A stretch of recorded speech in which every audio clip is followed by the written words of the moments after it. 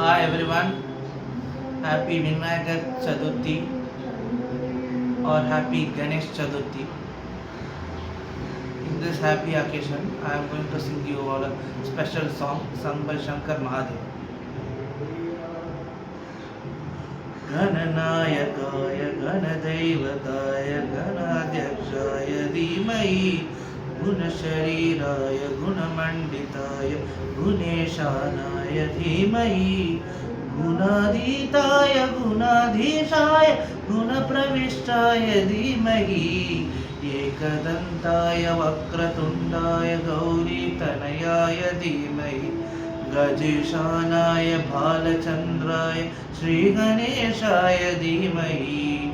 एकदन्ताय वक्रतुण्डाय गौरीतनयाय धीमहि गजेशानाय भालचन्द्राय श्रीगणेशाय धीमहि गानचतुराय गानप्राणाय गानात्मने गानोत्सुकाय गानमण्डाय गानो सुखमनसे गुरुपूजिताय गुरुदैवताय गुरुकुलस्थायिने गुरुविक्रमाय गुह्यपवराय गुरवे गुणगुरवे गुरुकैतकलक्षेत्रे गुरुधर्म सदाराध्याय गुरुपुत्रपरिपात्रे गुरुपाखण्डखण्डकाय गीतसाराय गीततत्त्वाय गीतगोत्राय धीमहि गुरुगुल्फाय गान्धमठाय गोजयप्रदाय धीमहि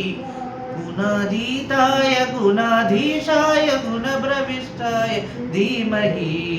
एकदन्ताय वक्रतुण्डाय गौरीतनयाय धीमहि